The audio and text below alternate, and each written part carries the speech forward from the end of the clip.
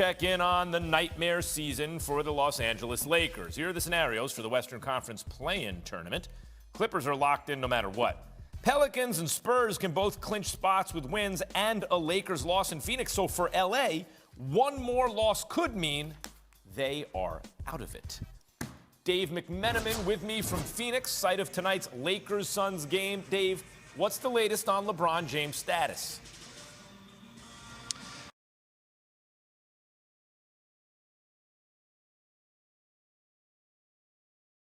Maxi's out. He's going to miss his third game out of the last four with soreness in his left ankle, and the Lakers head into a potential elimination night without their leader. Any combination of Lakers losses and Spurs wins adding up to 2 means that it's done for these Lakers, and the Spurs are going to be playing in the road in Denver. That's a tough game. They might not have DeJounte Murray. They might not have Jokic Poeltl, but certainly the Lakers, this is a really tough game against the Suns team. That's the best team in the league. Dave, how's the team, how is Frank Vogel handling things as their chances to make the postseason, look bleak? Max, you could say that he's been shuffling the deck chairs on the Titanic because, as you've seen down the stretch, they keep trying different starting lineups. They're up to 39 different starting lineups through 78 games. But Frank Vogel's explanation is, if we keep losing, why do I want to stick with a lineup that hasn't gotten the job done? And so you could say he's grasping at straws. Some of the Lakers veterans have expressed their disappointment with the constant revolving door of rotations in the last week or so. Discomfort with that approach, but you can't really blame Frank Vogel by trying to get something to stick here. And certainly it's a very outside chance of getting things done where things stand, but he's going to keep trying. And he claims that this group still is dedicated to trying to get the job done. Net efficiency and defensive efficiency, both 28th in the NBA. There are only 30 teams. That's not very good. How are the Suns approaching the game tonight, Dave? Hey, Max, it could be a banner night for the Phoenix Suns. They have a chance to set the franchise record for wins in a season tonight by beating Barkley's Suns and Steve Nash's Suns, getting to 63 wins, something those teams never did. They also want to right what's been a minor slippage in their season, losing 2 games in a row, and they're going to have all their key guys healthy and in the lineup tonight.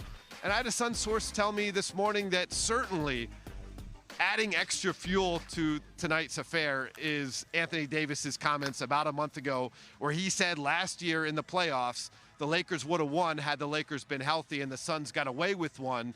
Anthony said, we know that, and the Suns know that. Well, all the Suns know right now is that they're going to get a chance to exact some revenge with Anthony Davis on the court tonight. And again, it could be a celebration in Phoenix, a banner night for the franchise. And health is a big deal, but I'll remind people, I felt the same way as AD. If the Lakers would have been healthy last year, I think they would have beaten the Suns. They looked like the better team to me. So maybe it's still in there somewhere. Is there a tiny sliver of hope for the Lakers? Well, probably not this year anyway. Thank you, Dave. Thanks, Dave. Appreciate it. Yep. According to BPI, only 2 teams in the West have a greater than 10% chance to make the finals. They are the Suns, who are the conference favorites, and the Grizzlies. Told you all about the Grizzlies, who have clinched their division and are locked in to the 2 seed. Tim Legler back with me. Legs, I don't know, Grizzlies are 20-2 without Ja. And Ja's really good. I don't know if you noticed. I need you to put a percentage on teams' chances of winning the West. All right. Let's do it. Suns, what percent chance to win the West? 65. 65 get out of the Western Conference? Does that sound too high to you? Yes. Nah, not to me. That team is head and shoulders above every team in the NBA.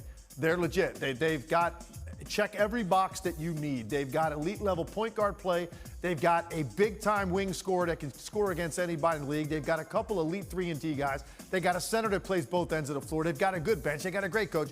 The Suns collectively, that's as good as it gets in the NBA right now, 65% chance. Yeah, their 3-and-D guys are really good 3-and-D guys who don't need the ball but can do some things with the ball. It's the way the pieces all fit together when they first put this thing together. And now the only question is, can Chris Paul finish? And they have that unfinished business tenacity about them that I love, because last year they didn't complete the deal.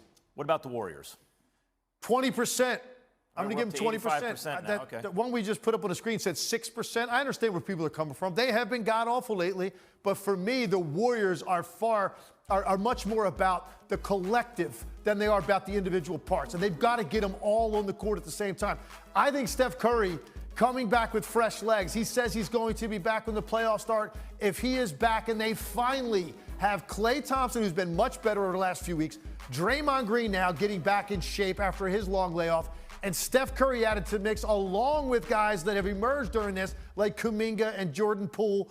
I think the Golden State Warriors, when they are fully healthy and on the court at the same time, they are the biggest threat, I think, to the Suns if they can just survive the first round. That's going to be the biggest test because those guys are still getting their feet wet. So I didn't major in math, but you got 65, you got 20. That leaves 15% for the Grizz. Unless, hey, I could break it up into smaller parts. If you want to throw some Denver and Dallas's way, go ahead. I'm not going to do that. Really? I'm not going to do that. Do Denver or Dallas have a shot? Dallas is a sleeper, man. Because of Luka. And because they're playing defense finally. But I got to go with Memphis at 15%. I know most people have them as the clear second best team in the West, and they may be right now. But when I look at, do they have enough to challenge a team like Phoenix? Do they have? They're 20-2 without Ja. Doesn't matter. You get 20-2 get into a 7-game series, it's going to be a little bit different. You can start to expose some guys that you only get maybe one film session to prepare for on their roster. When you get a team 7 times in a row, and every game you're adjusting to certain things to take away, you need more. And Golden State has more when they're healthy, and that's why I give Golden State a slight edge above Memphis. More Tim later, but I still got West earlier. Let's go to the East. DPI loves the Celtics' chances to reach the NBA Finals out of the East. Almost 57% according to the metrics. All other teams are below 15%, including the Brooklyn Nets. We're down at just 1%. But the question is, Legs, what percent chance do you give the defending champion Bucks to return to the NBA Finals? Let's go 35% with Milwaukee. Dividing this pie up amongst 5 teams in the East, so the numbers are going to be a little bit lower. I think the Bucks are the most whole. They've got their stars healthy. They just got Brook Lopez back. They got Pat Connaughton back. More importantly, they've been through it. They finished the deal a year ago. They've got great confidence. They can find themselves out of tricky situations like they did against Brooklyn and even in the finals against Phoenix. They now know they can get it done on the brightest stage. What about the Heat? Miami Heat, I'm going to give them a 25% chance. I think this is the second best team. Look, they've won 4 straight, but right before that, they played their worst stretch of the season. So they've been up and down, all over the place. I do think they have the potential to put the best defensive lineup on the floor at the same time. 25% chance to get out of the East. That's huge, I think. What about the Celtics? 15%. I think it'd be higher because of how well they have played over the last couple months if Robert Williams didn't go down. That's going to be a major blow, right? It's not just the rim protection. Time Lord. For me, it's the offensive rebounding. It's just 4 a game that he gets, much less the 3 or 4 others he probably keeps alive.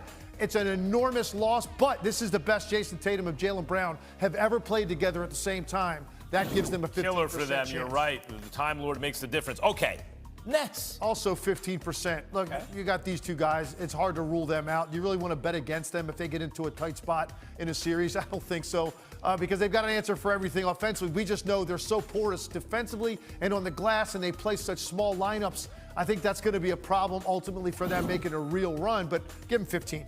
How about the Philadelphia 76ers? That leaves 10%, and it really comes down to one thing, and it's that guy that just shot the basketball. I just don't have a lot of faith in James Harden right now. I don't like the way he looks. I don't like how inefficient he has been over the last 4 or 5 games. He just doesn't look like the same explosive scorer that dominates the way he did in Houston. And if that's the case, you can't count on him in a playoff series. James Harden, if you're listening, you see this? That's how everyone's feeling. You haven't gotten it done in the playoffs consistently enough throughout your career. And now the eyeball test, everyone, you're not blowing by, guys. No one believes in you. You know what the all-time greats do? They laugh at that and they defy the odds and they ball out. I don't want to be sitting here making fun of James Harden. Exactly. Prove us wrong. That's all you got to do. Get it Tim done. Legler, Max Kellerman. This just in. See you.